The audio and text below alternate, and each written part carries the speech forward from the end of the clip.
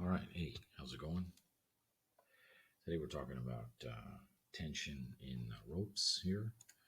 Uh, like a train question.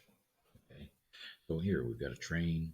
It's three cars pulled by a force of 120 newtons, 15 above the horizontal, along a level surface. The mass of each cart is 10 kilograms. Coefficient of friction is 1/10. What is the force of tension in each of the two chains connecting the carts? So there's a definitely like a plan of attack for one of these train questions, or anytime you've got things attached in a sort of with ropes, okay, or chains or something like that. Generally, you want to identify pretty quickly if the entire thing is accelerating, because the acceleration of this train here is going to be if it's accelerating quickly, then the tension in the chains is going to be big. If it's accelerating not so quickly, then the tension is not going to be so big. So we won't be able to figure out this tension in these chains here without figuring out first the acceleration. So generally, the idea is to think of the entire thing as a system. Okay, so we've got, for example, the mass times the acceleration. This is the total mass of the whole train times the acceleration in the x direction. And I'm going to identify that as the x direction. And I'm going to have my applied force coming in at 15 degrees right there. Okay. And so that should equal the uh, applied force in the x direction, which is going to be this amount of force here, applied force x, which force applied x is going to be the applied force times the cosine of 15. Okay, or notice it's 120 times the cosine of 15 there. Okay, so maybe I could write down 120 instead of the applied force, just for us here, 120. And then I actually have three friction forces, Fk1 minus Fk2 and minus Fk3. Okay. And because each of the cars has its own little bit of friction. So if I'm going with this, I've got acceleration in the x direction is force applied x, which is again 120 cosine 15 minus Fk1. Now, Fk1, since I'm starting to talk about the friction here, note that the normal force here on this guy is balanced out by knowing that it also has an Fa, force applied y. Okay, and this force applied y is 120 sine 15. Okay, so noting on the first card, if I think about its own y components here, right, I've got these guys working here. So I note that the normal force plus the force applied y should equal the force of gravity, because this is all of these need to balance out, these three forces here, these three vertical forces. Because if it doesn't balance out, the train would start accelerating up or down. And we're kind of making the assumption that it's going to be accelerating forward. Key words here is it's on a level surface. And so this is a typical question where you'd have this level surface, your train is just moving forward like this. And so why do we need that again, by the way? Because remember, the force of friction on this cart is dependent on this normal force. And so this normal force on the first cart is equal to the force of gravity on that cart minus the force applied y. Doing some algebra here. And then that's going to be multiplied by the coefficient of friction of 0.1. Okay, and so I've got a 0.1 times the normal force, which is m times 10, or sorry, m times g, or mass times gravity, which is 10 times 9.8, minus FAY, which is 120 sine of 15. Okay, that's FK1. It's this whole big thing. Minus FK2 and FK3. All right. Now, FK2 and 3 are pretty easy because in this case, my normal force and my gravitational force are the same. Their masses are the same, and the kinetic friction is the same. So actually, these forces here, I can kind of, if I want, unify them into just a single friction force, which is the coefficient of friction times the normal force on these guys. Normal force, but they're the same normal forces because they're just equal to the force of gravity on the 3 and the 2 blocks. Okay, so this is a 3 and a 2. And so I'm just going to end up doing m times g, but I'm going to use 20 kilograms instead of 10 because I'm unifying the 2 blocks here in a single calculation. And then I divide this whole thing by the total mass, which is 30 kilograms, and we're all set on that. Okay. All right, so yeah, did some calculations there, and this 120 sine 15 is about 115.9.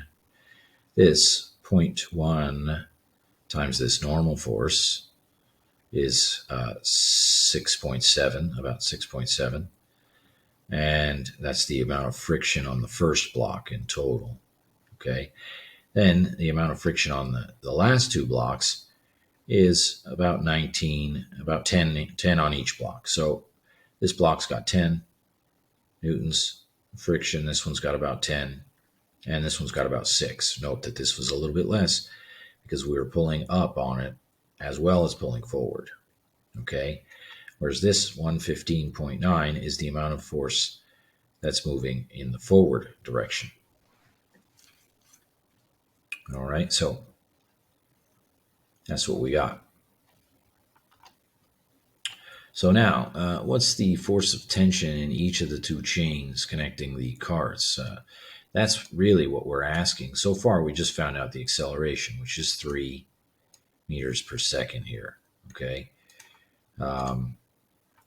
So what do you do now? How do you figure out the tension? Remember, the acceleration was important because as the acceleration is more, the tension is higher. So without the acceleration, you can't figure it out. So now let's analyze this. This chain right here has to pull effectively 2 carts. So it has to pull 20 kilograms, and it has to overcome 2 frictional forces, which are a total of 19.6. Okay, so the tension in this chain is doing all of that. While the tension in this chain, all it has to do is pull, I highlighted everything, is pull this last cart, okay, and overcome just that friction, okay, in just that last cart. So your best technique for these ones is to start with the last cart, and now we're going to analyze him or her, or whatever it is, individually. So here it is. Here's that third cart.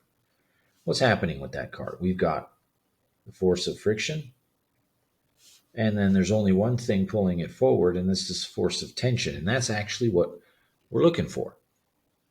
All right, and so if I analyze this guy with its own little Newton's second law, remember, so the net force on this thing is equal to the mass of this thing, so the mass of the third cart, times the acceleration of the third cart, which note, it is 3, because this cart, the whole train is accelerating at 3, meaning cart 1, cart 2, and cart 3 are all accelerating at 3 meters per second squared. Anyway, so Newton's second law says that this cart should accelerate based on its mass, and then you figure out all of the forces acting on this. Well, there's what tension force pulling forward, and then there's a friction force pulling backwards. And so we'll write those guys down. Tension force minus the force of kinetic friction on this guy. Okay? Now if I isolate tension force, this is pretty easy. I'm just going to add this guy over here. And so I got the mass of that cart, the mass of that cart times the acceleration of that cart plus the friction on that cart, and that's equal to the tension in that rope, which is what we were saying before, right? So this rope needs to accelerate the cart and overcome friction. So if you look closely, this tension force is equal to the rate of acceleration of the mass of that cart plus any friction that happens to be acting on that cart. Okay, and this is the last cart in the train. And so we're going to get 10 times 3 plus force of friction on this thing, remember, is 0.1, which is the coefficient of friction, times the normal force, which is 10 times 9.8. Okay, and this is the tension force in this thing. So this bit is 30 newtons plus, what's this bit? This is 998. Oh, the 10, this is 9.8 newtons. So the tension force in this cart is about 40 newtons, 39.8. 39.8 newtons. That one was easy enough. And this is equal to the force of tension in this string right here. Okay, that one there. So now we're going to figure out the force of tension in this string. Well, if I want to figure out the force of tension in this string, I'm going to then now focus on the second block. Okay, so I'm going to focus on this second block. All right, and so let's go ahead and draw this second block. Now, what's pulling forward on this one? Force of tension. Okay, I've now used the force of tension twice.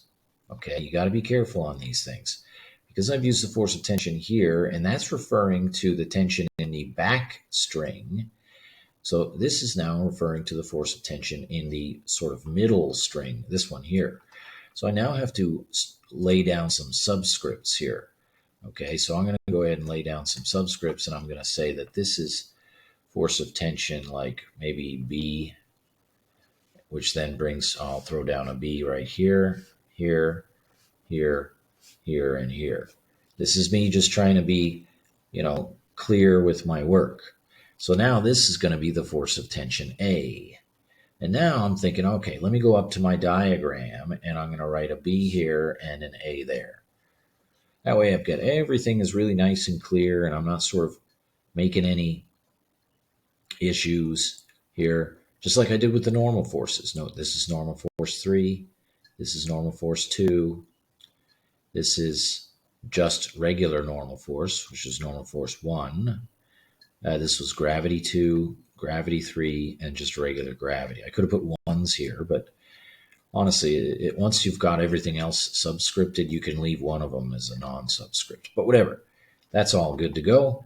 Now, let's go back to our middle block. What's acting backwards? Well, I have force of tension B pulling this guy back. And not only that, I actually have the force of kinetic friction on the second block, okay? Which means I need now over here, since I'm writing force of kinetic on the second block, I'm going to go back over here just for fun, or not for fun, just to be real clear. I'm going to designate this as the force of kinetic friction on the third block, even though those are actually the same as we recall. But whatever, I now know that the mass on the second block times the acceleration of the second block, which again is the same as all other blocks, is equal to the force of tension A, which is what I'm looking for, minus the force of tension B, minus the force of kinetic friction in the second block. So again, now if I solve for the force of tension A, I'll push it over here. Force of tension A, I'm going to push it there. Okay.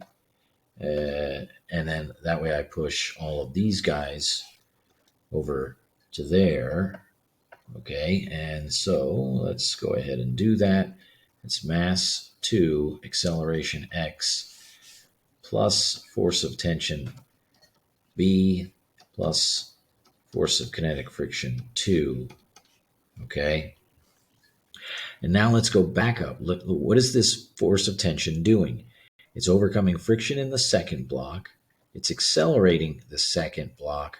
Plus, it's doing everything that the other tension force was doing. Okay? Because remember what we said is this chain has to accelerate this block and do all of this stuff back here. Okay? All of this stuff back here. Pull forward the third block. But I already know how much force is in that block because I figured it out. Over here, it's 39.8. So this is already 39.8 newtons worth of force. Plus, we also have to accelerate that block and overcome its friction itself. So this is going to be 10 times 3 plus 39.8 plus 0.1 times 9.8 times 10. Force of tension A. Because remember, the force of kinetic friction is the coefficient of friction times the normal force on that particular frictional block, or that block that we're talking about. And remember, the normal force on this block is just 10 times 9.8 because there's no more up or down forces on it. Anyway, so if I add all that stuff up, I'm going to end up getting 30 plus 39.8 plus 9.8, and I'm going to get the force of tension on the block there. Okay.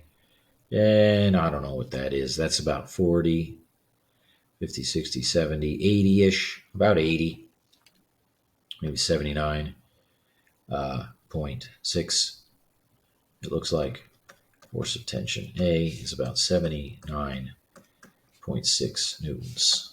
I don't know. You can double check that, but that's the deal, right? And now this all makes sense, right? Because okay, as we go further up the train, there's 115 pulling it forward. Of that 115, it has to overcome the friction in this block and accelerate it, leaving 79-ish to overcome the friction in this block and accelerate it, leaving an extra 40 to accelerate this one and pull it as well. Okay. Anyway, so that's what we have for these train questions. All right. So just to kind of go back and look at the whole question as a whole. So your first goal is to draw the train out, right? Figure out the acceleration of the entire system, right? The entire train. Once that acceleration is known, you can use it to figure out the tension in the constituent parts, each of the individual parts, tending to focus on the, it's not a requirement, but generally the best approach is to focus on the last part first and then work your way forward. Okay. Anyway, enjoy those ones. They're kind of fun.